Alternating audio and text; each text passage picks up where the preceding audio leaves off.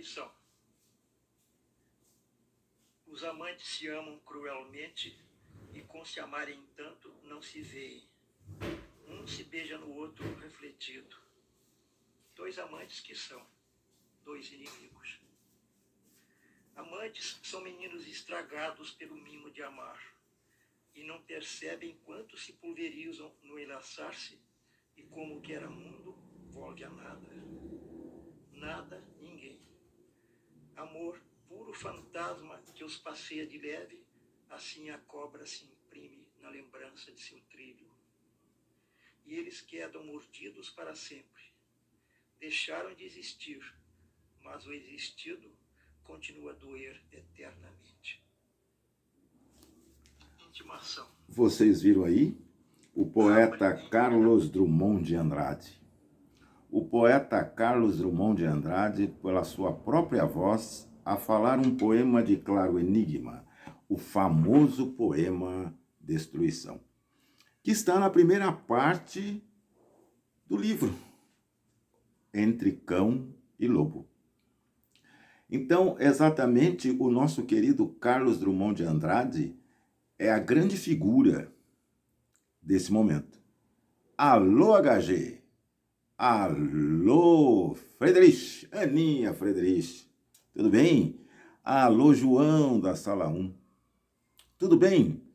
Ô, turminha, saudade de você. O negócio é o seguinte, Lara, o negócio é o seguinte, João, Cabelo e todo mundo do HG, esse pessoal simpático, um beijo, Giovana, exatamente, é analisar a poesia. A primeira parte eu falei de Drummond de Andrade, agora nós vamos analisar a poesia de Drummond.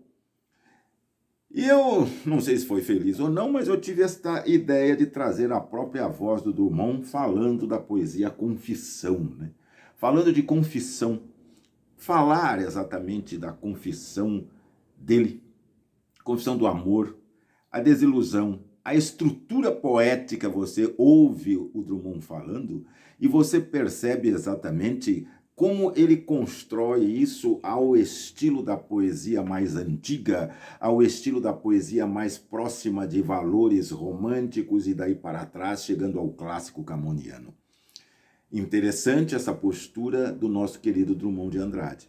Entre Menino e o Lobo, entre o menino e o lobo, entre o lobo e o cão, menino e o lobo, entre o lobo e o cão, Então, entre uma parte e outra parte, é aí que nós vamos encontrar também um poema importantíssimo, cuja dúvida é uma das características do poeta. Então, dentro desse conjunto você tem a ingaia ciência, você tem exatamente o animal, os animais do presépio. O que faz o animal no presépio? Interessante isso, né? Essa postura passiva do animal no presépio. Ele tem muita preocupação com esta passividade bovina do ser. Não só ele, Guimarães também, viu? Esta postura, né? Diante do contexto do homem, diante das coisas, essa passividade, né? Esse ruminar sem chegar a lugar nenhum, sem nenhuma digestão, este vai e volta do estômago, né? Muito bem. O falso sonetilho de Fernando Pessoa, que nós vamos dar uma olhada também. Mas é muito interessante esse dom que ele tem entre o lobo e o cão, onde ele diz: que metro serve para medir-nos? Que é exatamente o famoso poema em forma de cavalo marinho. A dúvida no presente, a dúvida no passado. Onde estão as respostas? Eis o enigma. Onde estão as respostas? As perguntas são claras. Onde estão as respostas? Eu repito, eis o enigma. E não tenho vergonha de ser redundante nisso, porque é isso que remói exatamente o pensamento do grande Drummond de Andrade. É isso que faz com que nós voltemos, né, e repensemos exatamente a poesia drummondiana. Essa poesia, que é farta poesia, né, desse poeta que se vai em 87, mas que deixa toda uma gama de grandiosidade, né? Ele disse disse a Folha de São Paulo, quando morreu, né, que foi o maior na vontade de ser o menor. Então, ele aspira, ele analisa isso, né? Contemos algo, somos contidos, dá-nos um nome, estamos vivos. Todas as dúvidas. E aí uma intertextualidade bastante interessante, porque se nós pararmos para pensar, Gregório de Matos, lá atrás, na visão barroca, também tinha certas dúvidas, porque o barroco é a escola da dúvida. Você já parou para perceber nisso? Isso, né? Nasce o sol e não dura mais que um dia, e depois da luz se segue a noite escura. Em tristes sombras morre a formosura, em contínuas tristezas a alegria. E aí vem a dúvida. Se acaba o sol, por que nascia? Se é tão bonita a luz, por que não dura? Por que a beleza assim se transfigura? Por que o gosto da pena assim se fia? Ah, interessante, né? Interessante isso. Muito interessante. Nós não conseguimos exatamente analisar esse contexto. Nós não conseguimos responder estas dúvidas, né? Eis aí o grande problema. Eis aí a grande visão das coisas interessantes, né? É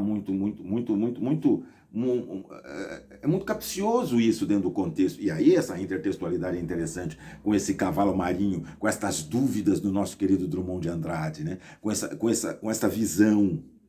E aí ele diz lá, mais adiante, né? O que aspiramos? A que aspiramos? O que possuímos? Que relembramos? Onde jazemos?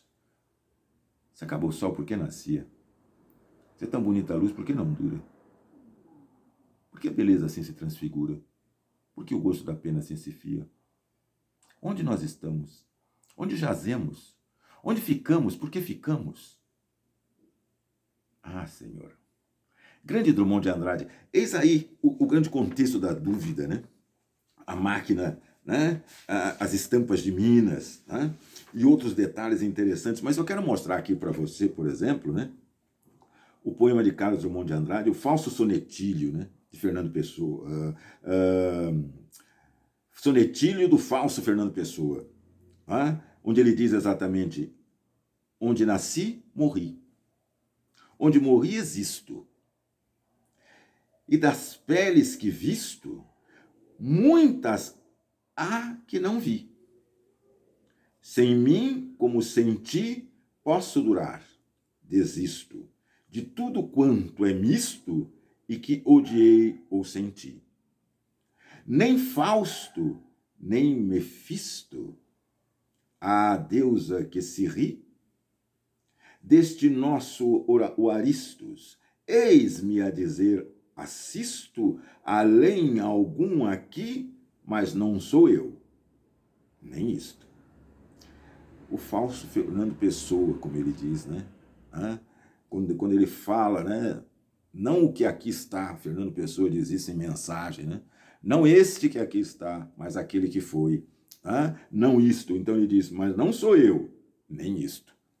Exatamente parafraseando o velho Fernando Pessoa, né?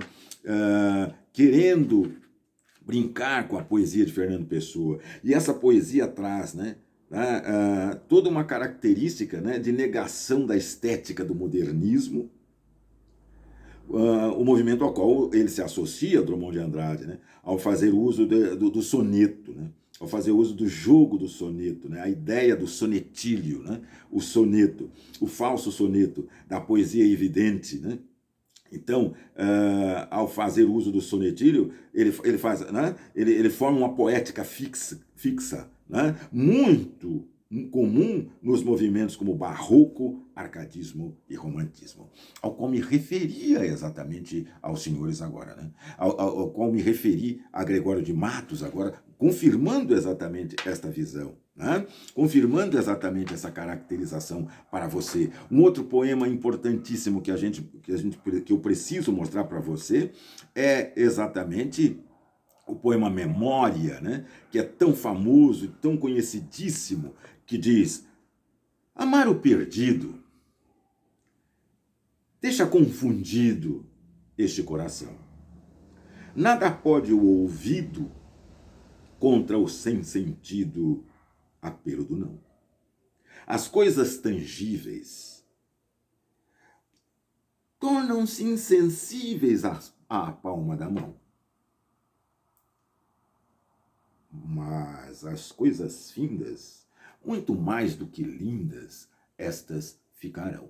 Ora, exatamente, ele caracteriza uma ideia de visão passada, uma caracterização de visão passada, né? E que mostra a passagem do tempo, né? A passagem do tempo apaga muitas coisas, quase todas as coisas, mas a memória afetiva registrada, essa não fica.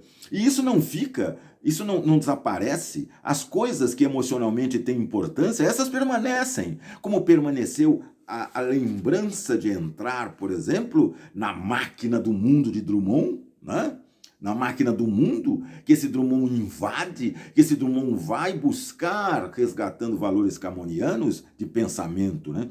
E onde ele diz: e a memória dos deuses e o solene sentimento de morte, que floresce no caule da existência mais gloriosa, tudo se apresentou nesse relance e me chamou para seu reino augusto, afinal, submetido à vista humana. A máquina do mundo, né? Aquilo que vai girando, que é o poema máquina, que é o poema que gira, que se liga a Angai, a ciência, que se liga a esta confissão que ele fez aqui agora na sua própria voz, que se liga exatamente a esta linha de insatisfação interior. Muito bem, ótimo, né? Então, o encontro, quando ele diz: meu pai, perdi no tempo. Perceba que é sempre lembrança, que é sempre memória, né? Que se a máquina gira no mundo, a memória é o seu grande combustível, né?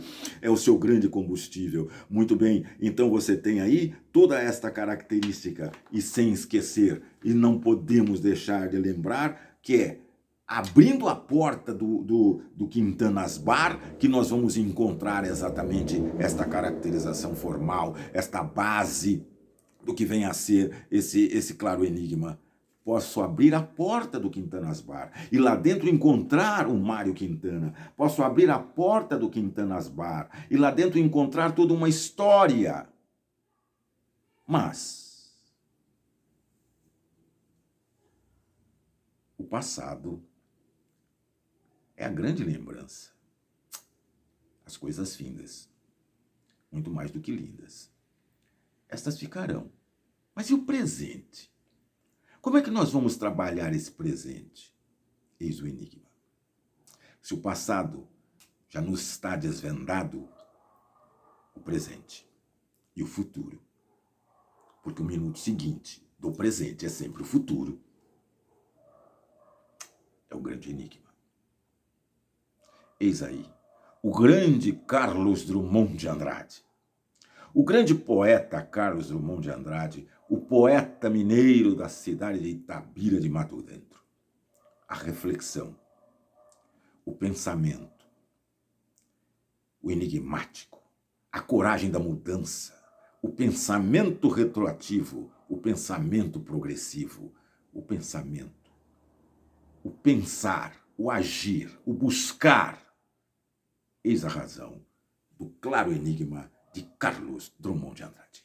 Um abraço, até a próxima, gente de HG. Tchau.